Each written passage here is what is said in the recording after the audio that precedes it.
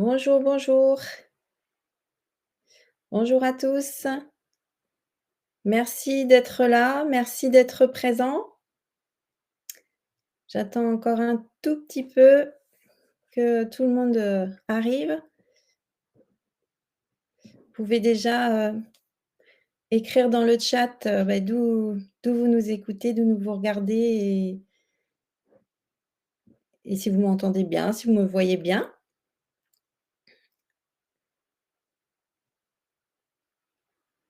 Du Jura, bonjour.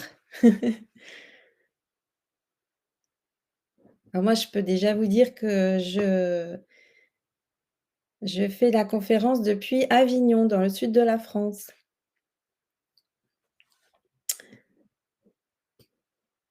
Bonjour à tous. Bonjour Cédric, bonjour Johan.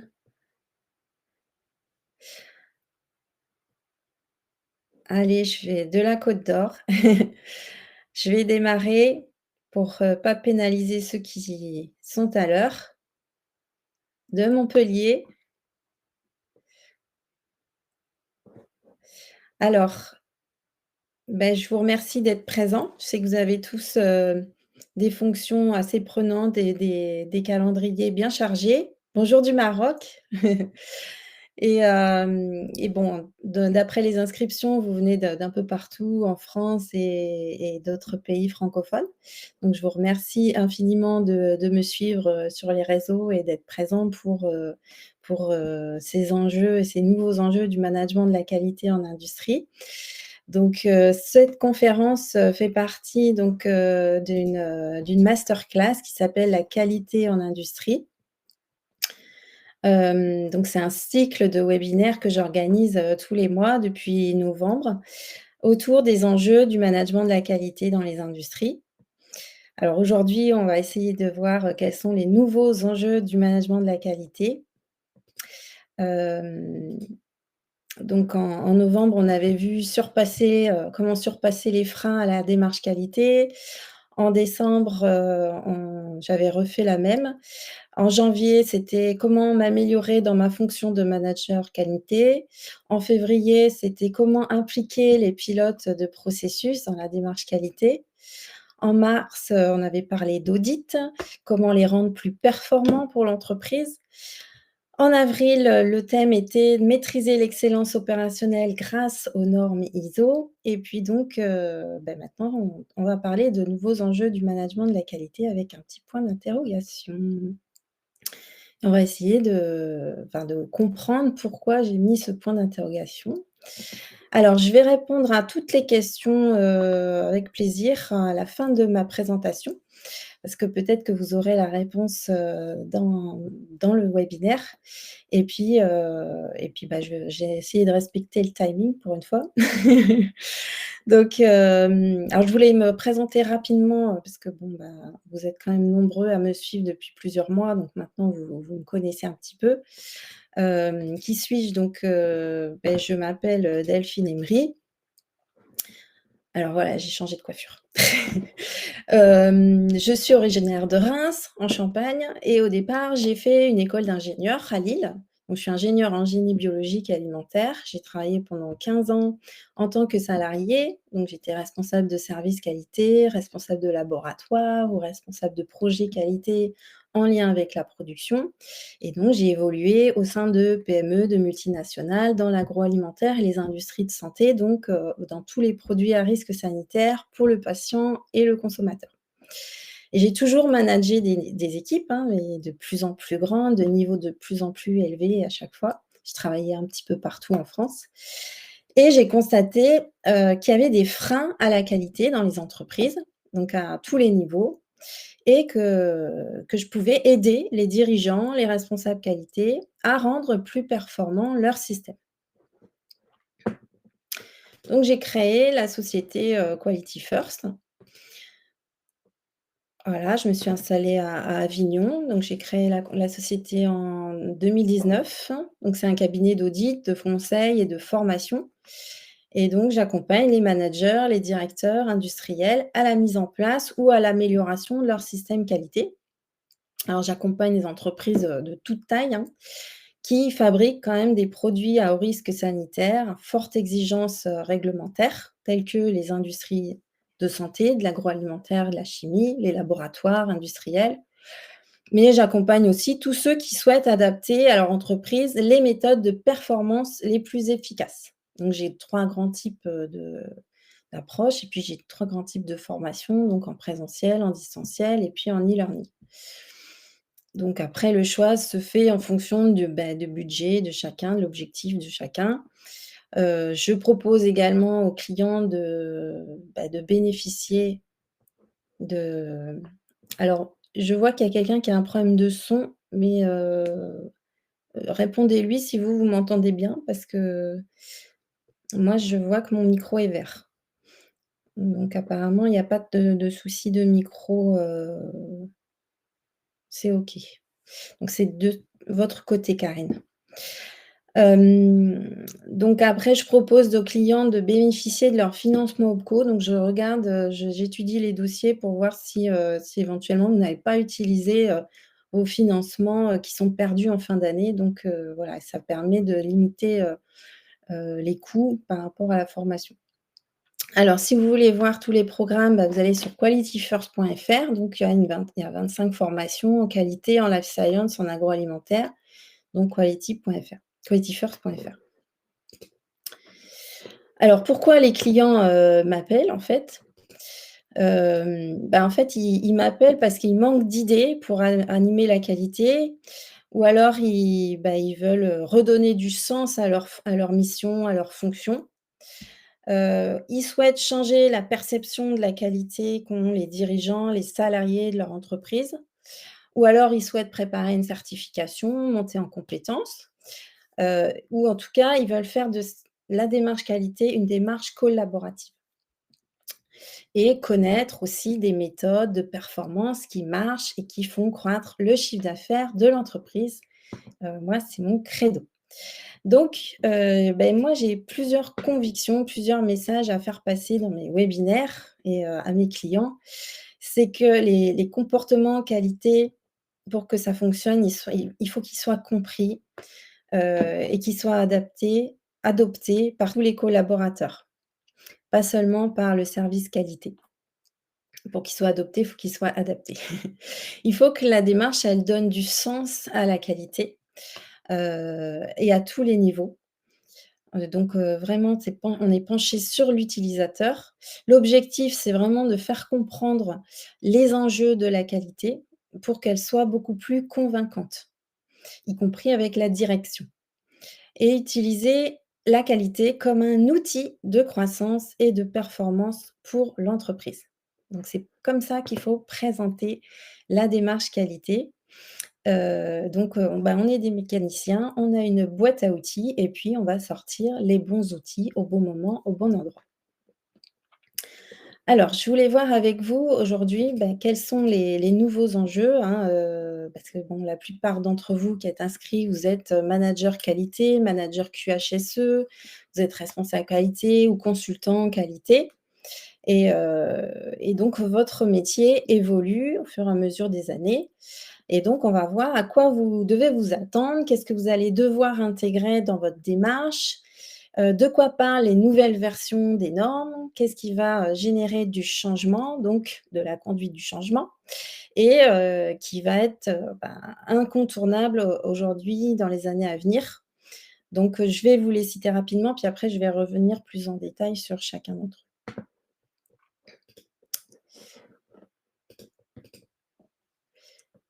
Donc déjà, premièrement, un des nouveaux enjeux, c'est la transformation numérique. Donc c'est l'adoption, hein, de technologies numériques pour notamment améliorer la gestion de la qualité. Parce que moi je parle de qualité et de performance industrielle. Et donc le but, c'est d'utiliser des données pour pouvoir prendre de meilleures décisions. Ensuite, on va avoir la responsabilité sociétale. Donc c'est l'intégration, des enjeux du développement durable et de la responsabilité sociétale dans les processus de qualité. On va avoir également comme, nouvel enjeu donc l'innovation et l'agilité. Donc c'est d'encourager l'innovation, continue, hein, pour s'adapter rapidement aux changements du marché. Et puis le quatrième axe, ça va être le développement des compétences des employés et la promotion de la culture de la qualité. Alors, on va les voir un par un. Donc premièrement, la transformation numérique. Alors comme ça, dit comme ça peut faire peur un petit peu à certaines personnes. Mais ça va être vraiment crucial pour le management de la qualité en 2024-2025. Enfin, c'est vraiment du quotidien aujourd'hui pour les entreprises. C'est une évolution qui est inévitable, hein, et tant mieux parce que ça va devenir un véritable outil, hein, qui est incontournable pour piloter les activités. D'ailleurs, il y a 76 des entreprises, hein, qui estiment que le numérique représente un bénéfice réel. C'est pour ça qu'en qualité, on doit passer à la qualité 4.0 et on doit vraiment se saisir du sujet, parce que sinon on va être rapidement dépassé par, la concurrence notamment et ça va nous servir notamment à développer cette culture de la qualité dont on parlera tout à l'heure. Il y a une étude internationale qui a été réalisée, par l'AFNOR, hein, sur la qualité et la transformation numérique, ça figure dans le top 3 des enjeux qui sont exprimés par la fonction qualité, comme vraiment quelque chose d'impactant significativement la démarche qualité. Mais pour autant, cette transformation numérique, les gens ont du mal à appréhender, hein, ce nouvel environnement et en ont parfois peur. Mais c'est vrai que ça devient incontournable, hein. Aujourd'hui, il y a beaucoup de solutions, qui permettent, une usine connectée, et pour tous les types d'entreprises. Donc, moi, j'ai sélectionné des solutions, adaptées, françaises, mais c'est vrai qu'il y a un grand, grand retard, en France par rapport à nos voisins européens et puis, évidemment par rapport aux États-Unis, et cetera. Mais c'est vrai qu'en France, c'est difficile de changer les choses et on a des peurs, donc voilà, c'est un peu plus long que dans les autres pays. Et pourtant, il y a vraiment, beaucoup d'intérêt à passer au numérique. C'est vraiment quelque chose qui peut améliorer complètement notre fonction. Tout va être facilité en fait, avec ces solutions qui sont vraiment des solutions très opérationnelles, qui vraiment répondent aux problématiques, du terrain, des utilisateurs et c'est un véritable, le tournant pour notre fonction. Mais tant mieux, j'allais dire. On a la cette chance de vivre ça aujourd'hui en 2024 où alors je parle pas forcément il y a énormément de choses à faire avec l'intelligence artificielle, avec l'IA, mais déjà, il y a déjà l'automatisation, la digitalisation, sans parler d'IA qui apporte, déjà beaucoup en termes d'outils collaboratifs, et qui va nous permettre, d'avoir des super pouvoirs qu'on n'avait pas avant, de booster notre travail. On va gagner un temps fou et toutes les données sont stockées au même endroit, l'accès à l'information est facilité, la planification est intégrée dans les solutions. Ça nous permet, de faire des audits, des plans de nettoyage, enfin ça envoie des rappels automatiques, des mises à jour automatiques. Tout ce que faisait en fait, le service qualité, mais qui était pas forcément à grande valeur ajoutée, on va pouvoir le faire par des solutions numériques et puis aussi la remontée d'informations, par les équipes, par les personnes de terrain, les opérationnels. Donc et ça nous permet vraiment de traiter des données qui sont fiables et en temps réel et de manager, avec des plans d'action associés à différents écarts, de mettre en place des indicateurs qui vont se mettre à jour automatiquement. Donc c'est pareil, ça c'est un gain de temps énorme, par exemple pour les revues qualité produit, pour les revues de processus, pour les revues de direction, on gagne un temps fou et puis c'est vraiment des outils qui sont très collaboratifs et qui emmènent vraiment qui sont fédératifs et qui emmènent, tout le monde en fait, que ce soit les dirigeants, les managers, que les opérateurs. Donc en fait, nous, on va pouvoir se concentrer sur, notre cœur de métier qui est de réfléchir à comment améliorer les choses. Donc c'est pas juste un gain de temps, hein, c'est carrément une révolution par rapport à notre manière de travailler, mais dans le bon sens, hein. Donc avant, on passait des heures et des heures à saisir des informations dans des tableaux Excel, tout ça et maintenant, tout est facilité avec alors des petites solutions, c'est pas forcément, parce que les gens ont de très mauvais souvenirs, ont été, traumatisés par, des ERP, qui sont, sur site et qui prennent un temps fou à mettre en place, qui sont pas forcément adaptés à l'entreprise et c'est vrai que les gens freinent aussi par rapport à ça, parce qu'il y a eu quand même, des traumatismes et je peux comprendre, hein, tout à fait. Mais là, maintenant, les solutions sont en no code, en SaaS et on choisit, ce qui nous correspond le mieux, en fait, ce qui est le plus adapté à notre façon de travailler et à, l'entreprise, à ses valeurs, à ses objectifs. Donc voilà, on va passer du réactif au proactif. Évidemment, au niveau de la traçabilité, on a un gain énorme, pour le versionning aussi, au niveau de la gêne, enfin, ceux qui alors justement, j'aimerais bien avoir vos retours d'expérience par rapport à cette transformation numérique. Est-ce que vous avez mis en place, des solutions? Qu'est-ce que ça vous a apporté? Quelles ont été les difficultés peut-être que vous avez rencontrées? Est-ce que finalement, même si, il y a eu quelques peut-être au départ, quelque chose des petites choses à améliorer, à s'adapter, est-ce que finalement ça vous a apporté, et qu'est-ce que ça vous a apporté? Est-ce que ça vous a apporté du gain de temps, de la sérénité? Voilà. Donc c'est intéressant aussi de pouvoir échanger, même si c'est dans le chat, c'est toujours intéressant pour tout le monde. Donc, moi, en fait, avec mes clients, selon parce que je vous dis, j'accompagne vraiment de la toute petite entreprise jusqu'à la multinationale, donc on n'a évidemment pas les mêmes solutions, 4.0 pour ces différents clients, en fait et ces différents objectifs, hein. Donc, j'ai benchmarké un petit peu partout en France pour trouver les meilleures, solutions et pouvoir faire travailler l'économie, française.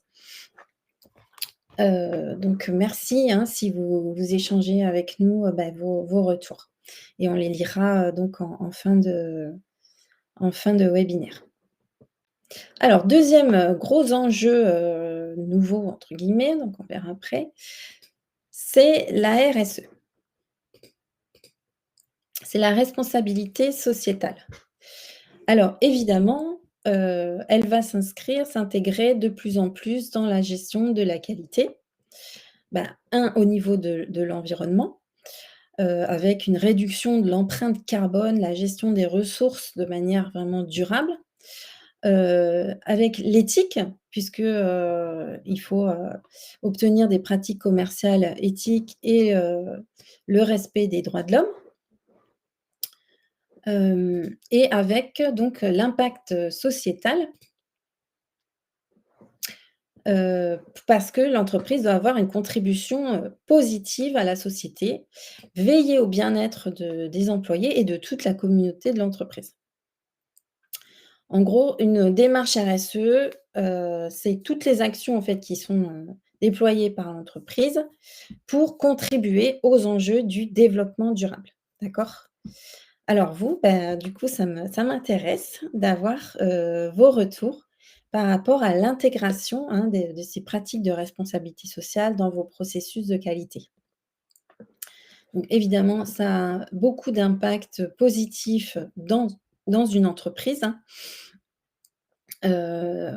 Alors je ne vais pas rentrer dans les détails au niveau de la RSE parce que c'est pas le sujet du jour, mais c'est, un des sujets, à intégrer à une démarche d'amélioration continue et de qualité dans une entreprise.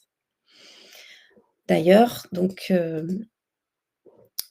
l'ISO, hein, les normes ISO, nous obligent en quelque sorte, hein, à faire face à ces nouveaux enjeux. à tous les enjeux auxquels, sont confrontées, les entreprises aujourd'hui et de les prendre en considération, pour mieux les appréhender, trouver des actions, des solutions. Alors que, les entreprises qui sont pas certifiées, ben, soit sous-évaluent le problème, soit, le nient, peuvent carrément le nier, hein.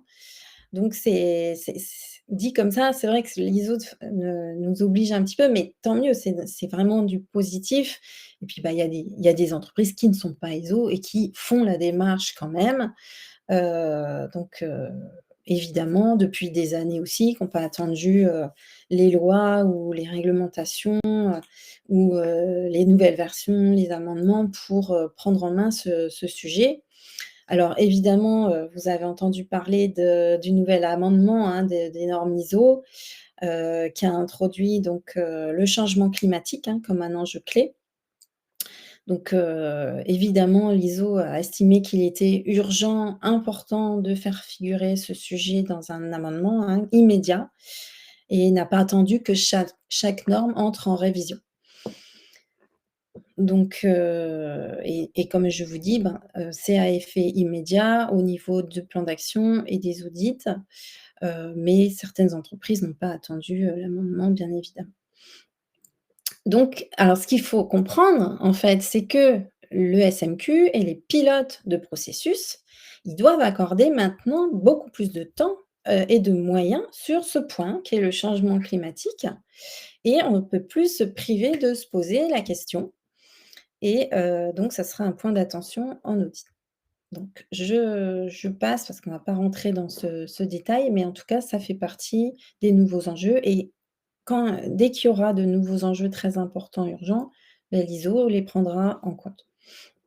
On attend aussi la nouvelle version de l'ISO 9001, qui prendra en compte également, beh, les risques, de cybersécurité et cetera. Ensuite donc, comme enjeu important aussi à prendre en compte en tant que responsable qualité, heu et pour rester compétitive, hein, il y a toujours un sens, hein, dans ce que fait la qualité. Les entreprises, elles doivent innover en continu. Alors, donc tout le temps émettre de nouvelles idées, de nouvelles technologies et pas seulement au niveau, sporadique ou de temps en temps et le SMQ nous aide justement à le faire régulièrement. Alors j'ai mis cette petite photo, j'ai trouvé, qui était bien adaptée justement au sujet de l'agilité. Parce que, bah, ce petit chien, il s'adapte justement aux différents obstacles qu'il peut rencontrer et très, très vite, en fait. C'est des chiens qui vont très, très vite. Alors moi, je suis pas une spécialiste, mais j'ai trouvé que c'était assez adapté au sujet de capacité de l'organisme, de l'entreprise à s'adapter rapidement aux changements du marché, aux nouvelles réglementations et donc le système de management qualité va pouvoir permettre, ces axes, notamment la collaboration, d'encourager la collaboration entre les départements, notamment si c'est donc des engrenages en processus, pour, permettre des solutions innovantes, efficaces pour, les clients. Pourquoi? Parce que voilà, ce système de management qualité, s'il est structuré en approche processus, il est beaucoup plus efficace et il va nous permettre de nous remettre en question tout le temps et par rapport à une organisation hiérarchique, par exemple et également, approcher tous ces changements par, une vision, une approche par les risques. Et ça, c'est un des piliers, hein, bien sûr, des normes ISO et de la démarche d'amélioration continue qui va n alors c'est pas juste, une méthode, c'est vraiment, encore une fois, du bon sens.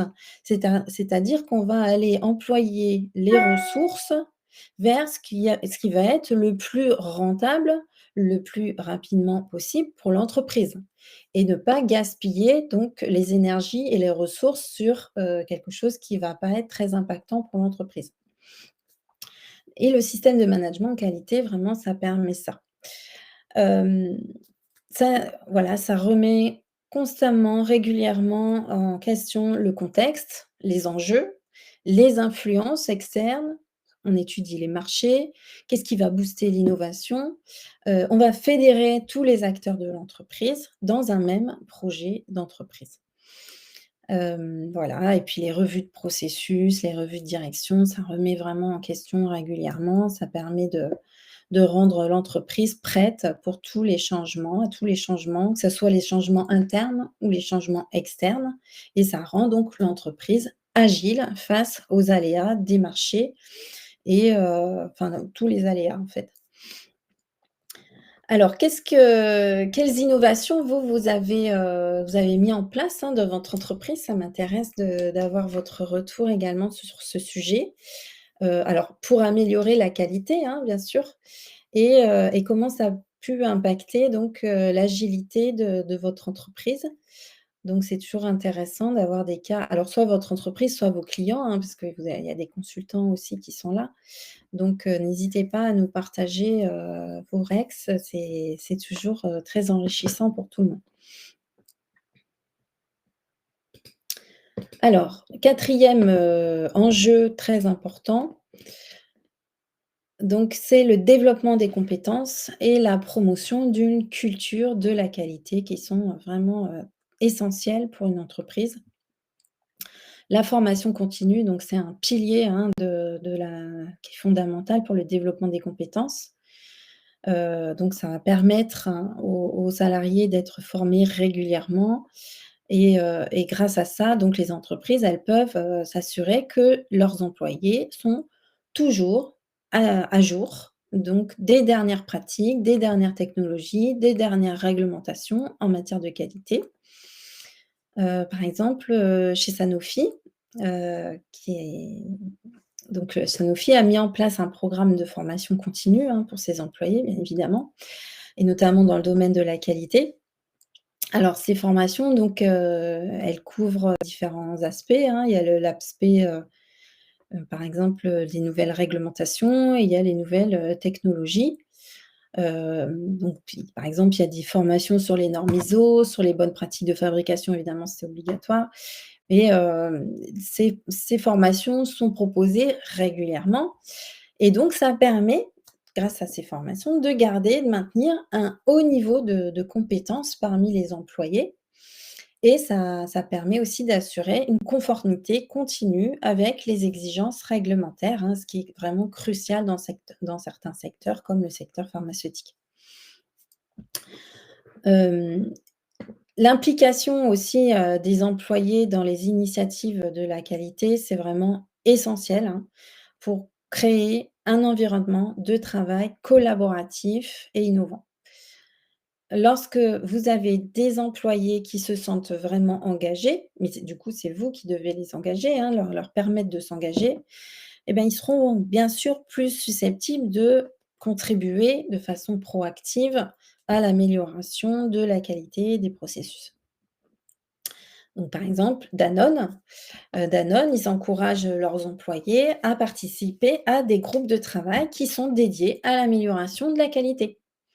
Donc ils se réunissent régulièrement. Alors bon, ils identifient un problème et puis, bah, ils essaient de proposer des solutions et de partager des pratiques. Bah, par exemple, il y a un groupe de travail là chez Danone qui a, proposé, une nouvelle méthode pour réduire les défauts de production et puis du coup, ça a contribué vraiment à une amélioration significative, hein, c'est pas des petits changements, hein, de la qualité des produits et en même temps une réduction des coûts. Voilà, Plan do Check Act, on réitère, on copie ce qui marche très, très bien, on fait participer tout le monde parce que, bah, on a tous des cerveaux différents, on a tous des expériences différentes et donc on peut apporter aussi des solutions différentes. Hem Et on parle de culture de la qualité aujourd'hui, donc ce sont des valeurs, hein, c'est très abstrait la culture, mais en fait, c'est basé sur des valeurs, des comportements, des bons comportements, à tous les niveaux de l'organisation, hein. Pas seulement, les opérateurs ni les managers, c'est aussi la direction, hein. Heu, alors ça nécessite un engagement très, très, très fort de la part de la direction, hein et une très, très bonne communication constante tout au long de l'année sur l'importance de la qualité. Donc, bah, tout ça, ça se prévoit et ça s'organise et il faut former également les dirigeants parce que les dirigeants ne sont pas tous, formés, à la mise en place de cette culture qualité. Donc, bah, tout comme, n'importe qui, bah, il faut qu'ils apprennent, qu'ils s'imprègnent de qu'ils se sensibilisent, à cette démarche. C'est pas inné pour tout le monde. Donc, par exemple, chez Toyota, hein, très connu, l'emblématique Toyota, hein, qui est très connu pour, la qualité, hein. Il y a un système de production, le TPS, qui a été inventé par Toyota et donc qui met l'accent sur le kaizen, l'amélioration continue, l'engagement de tous les employés dans le processus de qualité. Par exemple, hein, dès qu'il y a un problème, les opérateurs de Toyota, hop, ils le signalent immédiatement sur la ligne, hein, directement. Donc, alors maintenant, il y a des outils digitaux, que je pourrais vous conseiller qui fonctionnent très, très bien pour ça, me permettent de remonter, les problèmes en temps réel sur les lignes, hein, par les opérateurs et donc, Toyota, bah, ça leur a permis de maintenir des standards de qualité vraiment très élevés. Ils sont très reconnus au niveau mondial pour la fiabilité de leurs véhicules et du coup, bah, en fait, c'est vraiment un des piliers, de la croissance d'une entreprise. C'est le développement des compétences, hein, les RH ne diront pas le contraire et d'instaurer donc cette culture de la qualité, de l'amélioration continue et ce qui permet aussi de distiller, ce travail, sur, chaque membre de l'entreprise. On est tous des briques, hein, pour, et voilà, on apporte tous quelque chose à l'amélioration continue et la croissance de son entreprise. L'entreprise, c'est pas juste des murs, hein, c'est vraiment, les salariés qui font une entreprise. Et c'est eux qui connaissent le mieux leur travail d'ailleurs, hein. Donc c'est à eux aussi de trouver des solutions, concrètes à leurs problèmes, évidemment, puisqu'ils connaissent très bien leur machine, leur environnement. Alors ça peut passer, voilà, par des ateliers avec les opérateurs de terrain, ça peut passer aussi, par, des échanges, hein, autour de la RSE. Ça peut passer aussi par des programmes, individuels, ou alors une reconnaissance aussi collective, hein, quand il y a des bons comportements. On peut organiser aussi, des événements, conviviaux autour de la qualité, de la sécurité, alimentaire, par exemple. Enfin, moi, je travaille beaucoup avec, les produits à risque sanitaire, donc ça peut être des événements sur la food safety culture. Ça peut être des projets, des chantiers aussi de développement de compétences. Enfin, il y a beaucoup, beaucoup de choses à faire pour, collaborer avec tout le monde, instaurer, vraiment du positif et de la culture et être audité à chaque instant. Alors du coup, je reviens vers vous encore. Qu'est-ce que vous avez mis en place dans vos entreprises ou chez vos clients pour développer voilà, des programmes de formation, d'ateliers, des événements? Qu'est-ce qui a été efficace? Qu'est-ce qui n'a pas été efficace? Voilà, c'est toujours intéressant d'avoir, vos retours, que ce soit pas que dans un sens, hein. Et moi, j'apprends beaucoup aussi de vous. Donc, comment vous avez réussi donc, à instaurer cette culture de la qualité au sein de votre organisation? Et qu'est-ce qui a marché en fait, hein? Alors bon, moi je le vois, chez mes clients, je l'ai appris aussi, avec, l'expérience, hein, ce qui fonctionne moins bien, mais ça dépend vraiment des entreprises en fait, hein, c'est un programme qui est à co-construire avec les salariés de l'entreprise. Donc c'est très enrichissant humainement. Alors, juste, il y a vraiment, 2 choses qui sont très importantes, hein, pour que ça marche, pour qu'un système de management, de la qualité soit efficace. Il faut donc une direction qui est engagée, qui est leader par rapport à la qualité et 2 des collaborateurs qui fassent vivre ce système. S'il manque un des éléments, ça ne fonctionne pas parce que la qualité n'a pas de pouvoir magique et non. Donc il faut que cette direction soit engagée leader. Alors vous allez me dire: «Bah oui, mais c'est facile à dire comme ça». Donc et c'est pour ça, en fait. C'est pour ça que j'ai mis alors personne m'a posé la question encore, hein, mais c'est pour ça que j'ai mis ce point d'interrogation dans le titre de la conférence. Je dis: «Les nouveaux enjeux, est-ce qu'ils sont vraiment nouveaux?» Heu et heu et est-ce qu'il y a des choses qui ont évolué depuis tant d'années? Parce que, la la la fonction de responsable qualité, de responsable QHSE, est vraiment très difficile, hein, aujourd'hui. Il faut le reconnaître, il y a un malaise qui est assez profond. Ces managers ne sont pas reconnus, ne se sentent pas épanouis dans leurs fonctions, hein, donc c'est selon une étude, hein, qui date de l'été dernier, donc 30 des répondants, avaient déjà envisagé aujourd'hui de démissionner et 20 ont évoqué le burn-out. Donc il faut pas en arriver là, bien entendu. Alors moi, l'objectif, hein, de mon travail justement, avec vous, ça va être de retrouver du sens, de la sérénité dans la fonction de manager qualité. Donc il y a beaucoup de façons de travailler pour y arriver. Heu, on va agir sur des leviers dont vous disposez ou que je vais vous apporter, des méthodes, des outils, pour que vous preniez votre place, tout en posant des limites, d'accord? Donc c'est très important de vous appuyer sur, d'autres personnes aussi, de pas être seul. Donc alors pour ça, donc j'ai pas le temps aujourd'hui de rentrer dans les détails, mais en tout cas, je vous laisserai jamais tomber, ça c'est sûr. Mais ça me fend le cœur, par exemple, il y a vendredi après-midi, il y a encore une manager qualité qui m'a appelée, en pharmaceutique et qui est au bord du burn-out. On a passé 2 heures au téléphone, parce que ça va pas du tout et quand on parle de ces nouveaux enjeux, de numérique, de RSE, d'innovation, de collaboration, de formation de compétences, la plupart du temps, ceux qui m'appellent me disent: «Mais, c'est déjà la direction qui est complètement à côté de la plaque et qui ne nous comprend pas et qui ne nous soutient pas et qui ne nous donne pas cette légitimité». Donc déjà, on va travailler là-dessus. Alors, il y a beaucoup d'axes de développement, donc il y a tout ça évidemment, mais il faut faire un plan d'action tout simplement en fonction de l'entreprise et prioriser ce qui va être le plus impactant pour votre problème.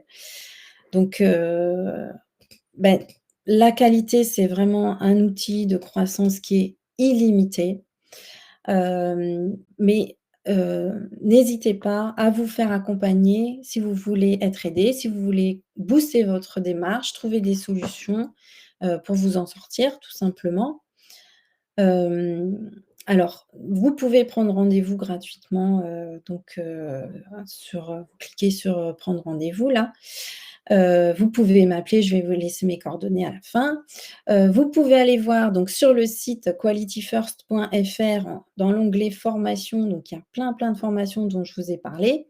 Donc il y a des formations, qui vont booster votre démarche qualité en général, donc qui sont sur, bah, vraiment le cœur de métier de la qualité et il y en a certaines donc qui sont, déjà en e-learning disponibles directement. Vous pouvez les regarder quand vous voulez, où vous voulez et heu et donc qui sont accessibles aussi en présentiel ou en distanciel et puis, bah, les autres, je vais les enregistrer, bientôt et il y a des formations spécifiques au life science, sur les bonnes pratiques de fabrication, tout ça, pour les industries agroalimentaires, avec, vraiment des spécificités secteur et puis, il y a des formations aussi sur les normes ISO, donc générales et sectorielles dans les spécialités.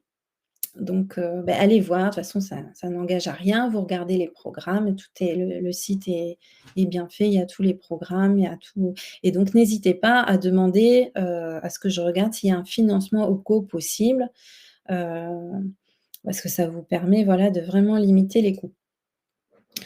Donc je vais regarder ce que vous avez écrit, on va pouvoir échanger, alors Cela dépend de la taille de l'entreprise. Donc multisite et international, les cultures sont différentes. Alors du coup, je pense que c'était au niveau de la transformation numérique, parce que je crois que c'était à partir de ce moment-là que vous avez écrit, Noël. Hem, le point 1, voilà, oui, la transformation numérique. Alors évidemment, oui, les cultures sont différentes en fonction de, bah, si on a des sites, dans différents pays.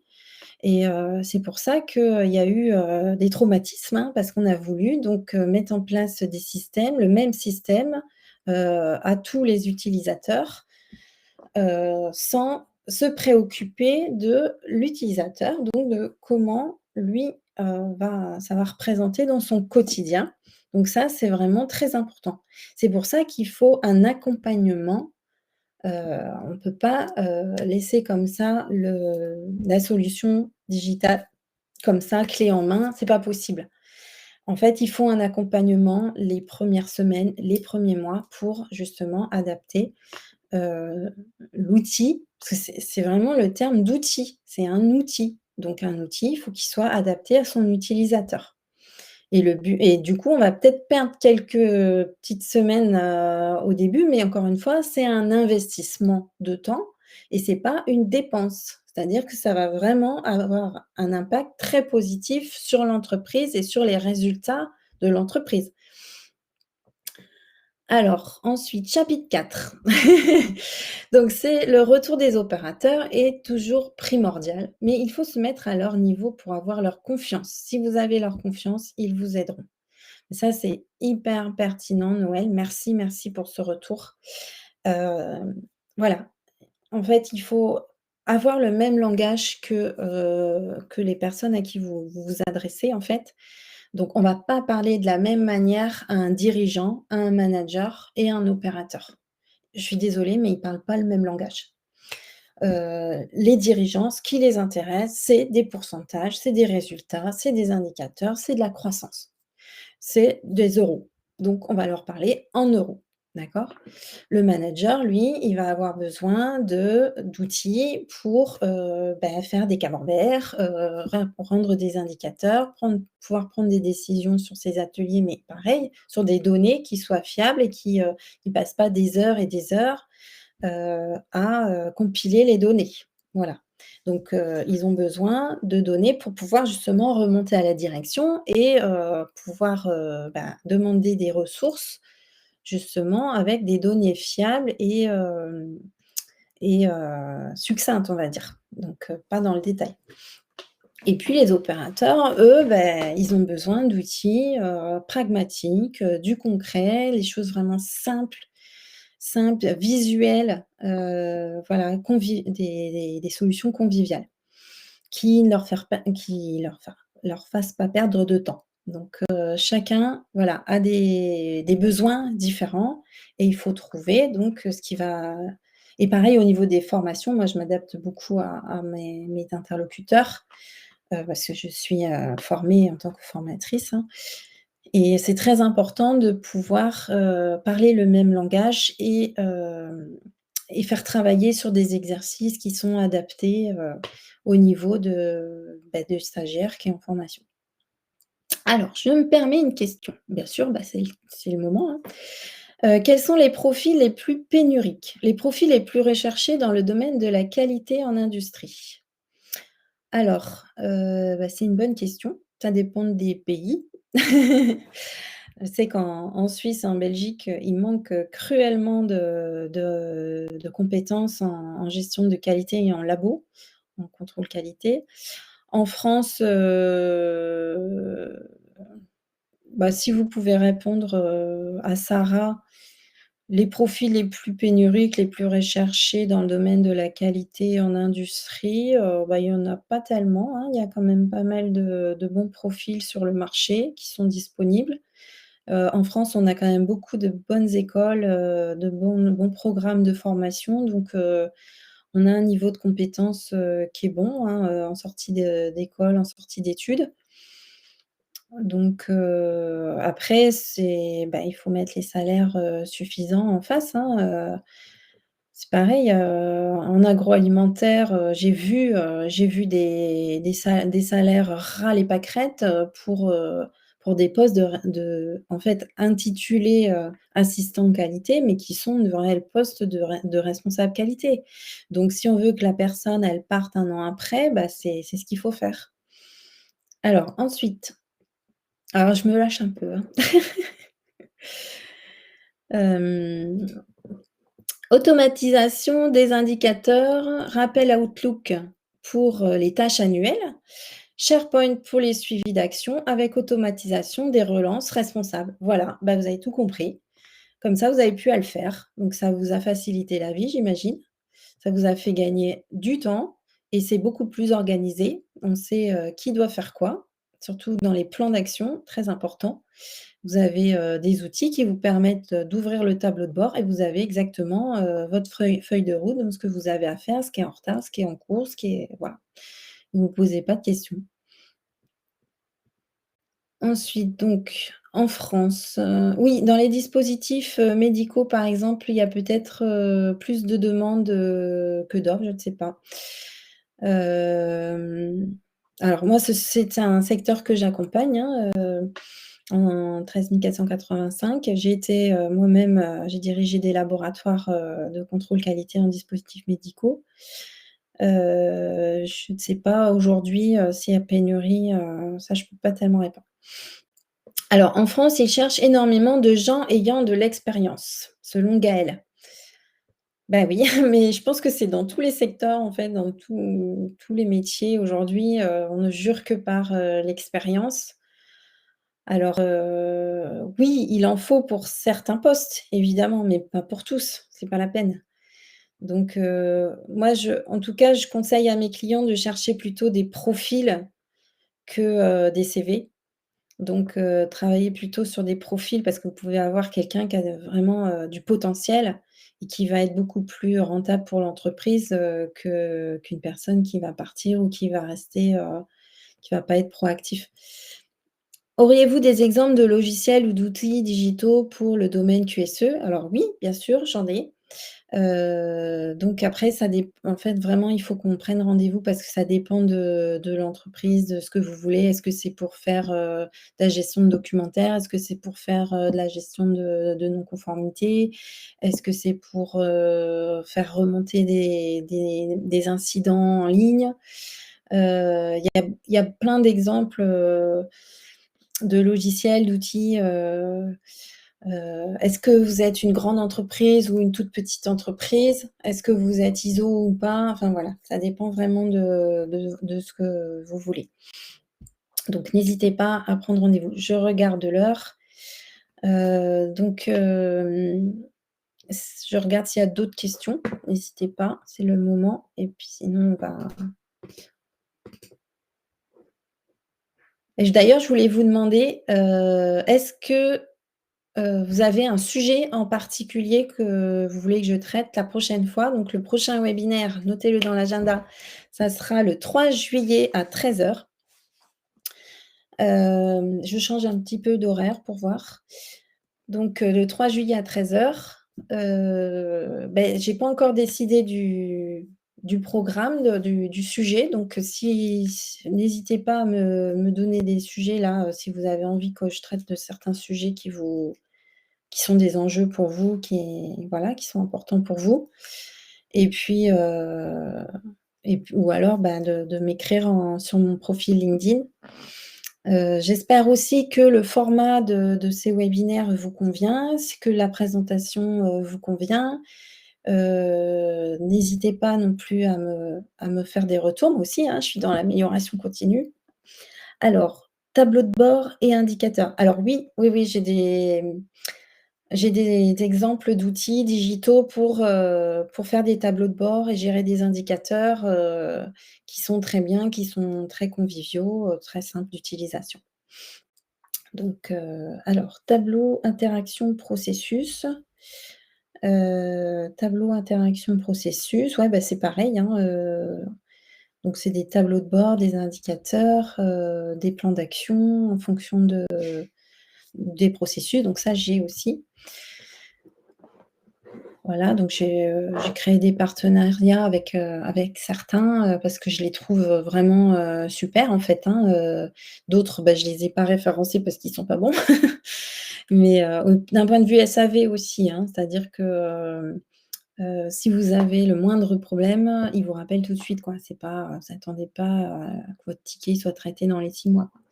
Alors, logiciel et internet, faire attention à ce qui est visible de l'extérieur. Chez Volkswagen, si vous aviez accès au système, vous pouviez voir tous les défauts internes à Volkswagen. Ah bah super, d'accord. Donc ça s'appelle l'intégrité des données. Donc j'ai une formation spéciale sur l'intégrité des données. Hem, C'est-à-dire qu'il y a des droits normalement qui sont très, très, très, très importants en fonction donc, de vos droits. Vous pouvez avoir accès ou pas voilà, Alcoa, Coa++, donc ça, j'ai des formations, pour ça aussi. Donc il faut faire très attention, bien évidemment, quand, on sélectionne un logiciel, donc je peux vous aider aussi à sélectionner, les bons logiciels au niveau, d'intégrité des données et de la gestion, des accès et des modifications et c'est ça qui est intéressant justement avec un outil digital, c'est qu'on va pouvoir faire de l'audit trail et tracer qui a changé quoi, à quel moment et pour quelle raison? Donc c'est hyper intéressant. C'est pas juste répondre à la réglementation, c'est juste du bon sens de savoir ce qui s'est passé sur une donnée ou une métadonnée. Bon, donc je rentre pas dans les détails. Je vous remercie infiniment, d'avoir participé à cette conférence. J'espère que ça vous a plu. Si ça vous plaît, je veux bien un petit retour, petite recommandation, sur mon profil, LinkedIn, ça va me faire plaisir, merci. Ou, si vous voulez poser un avis, Google ou mettre les étoiles, sur Google, sur le site de Quality First, enfin sur l'avis Google de Quality First. N'hésitez pas à former vos collaborateurs pour qu'ils vous aident. Donc je vous laisse mes coordonnées. La qualité, c'est l'affaire de tous, bien évidemment. Si tous les acteurs de la qualité pensent qualité, vous obtiendrez de la qualité. Alors merci beaucoup à vous. Je vous dis à très bientôt. Je vous souhaite de passer une excellente fin de journée et merci et à bientôt sur Quality First. Ciao.